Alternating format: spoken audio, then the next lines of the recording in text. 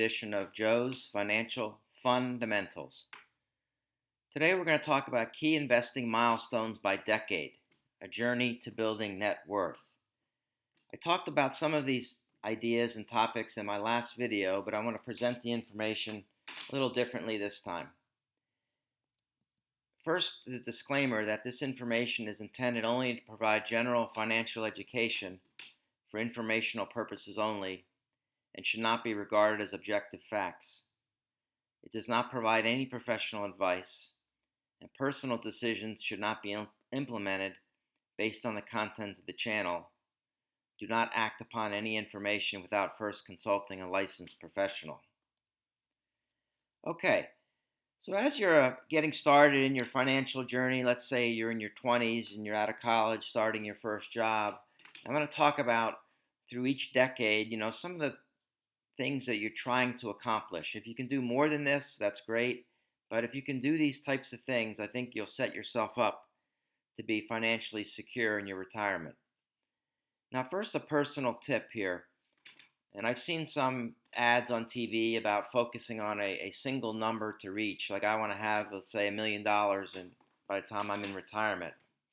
Well, if you're in your 20s, that's not going to be a whole lot of money because inflation will eat away at that over time. So you have a long work life ahead of you, 30 to 40 years, and $1 million now is not going to mean as much as it will. $1 million now means more than it will 30 or 40 years from now with inflation.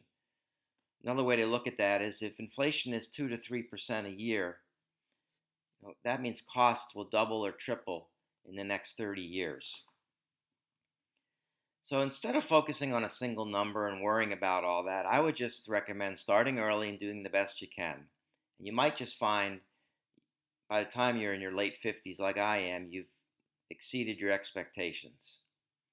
So some of the things you can start doing in your 20s that will start to build a solid and stable financial foundation to take advantage of the power of compounding.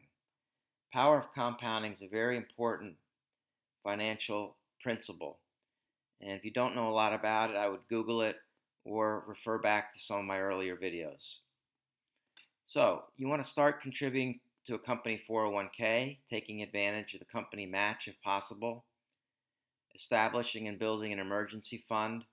A money market mutual fund is a good place to put that, basically cash. Pay down, pay off any credit card debt, student loans, etc. Start saving, if applicable, for a large purchase, such as a home down payment or, if you have kids, for a college savings plan. In summary, as I mentioned earlier, the starting to build a solid and stable financial foundation to take advantage of the power of compounding is the most important thing you can do in your 20s. Now, as you get into your 30s and you're starting to make more money, you should be able to increase your 401k contribution and also start contributing, if you haven't already, to an IRA. So an IRA is different than a 401k, and if you're not sure about that, there's a lot of information out there, and I've talked about that in some previous videos as well. Now, I would suggest if you're contributing to a traditional 401k with pre-tax contributions, to open a Roth IRA, which will grow tax-free. So you don't have a tax savings up front, but it'll grow tax-free. When you withdraw that money, you do not have to pay taxes on any earnings. Keeping debt levels as low as you can.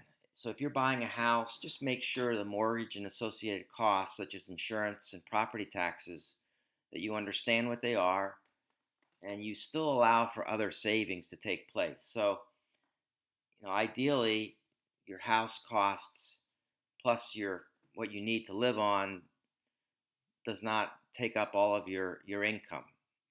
You have income to contribute to your 401k, to open an IRA, to do things like a 529 plan if applicable. And then finally, to begin to build your taxable savings through an automatic investment plan. So paying yourself first. And that would be an idea of that would be, whatever brokerage investment firm you deal with. I happen, as you probably know by now, go through Vanguard in kind of a do-it-yourself type fashion that works for me.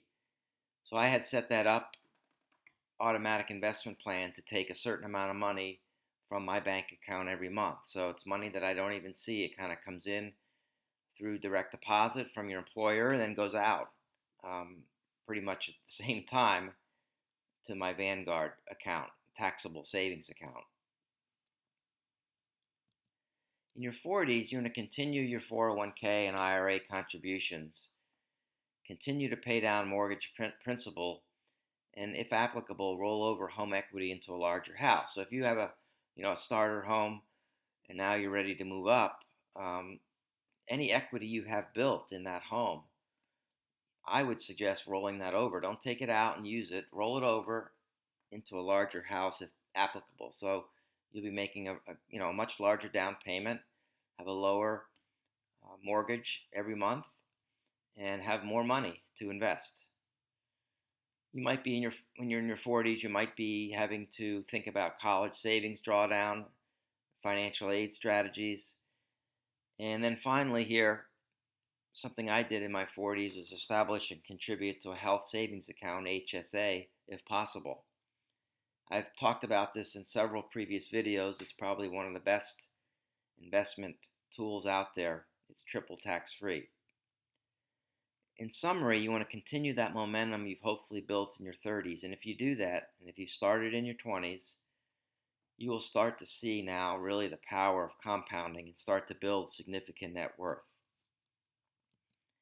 In your 50s, continuing on here, right, with your 401k and IRA contributions, paying off your mortgage if possible.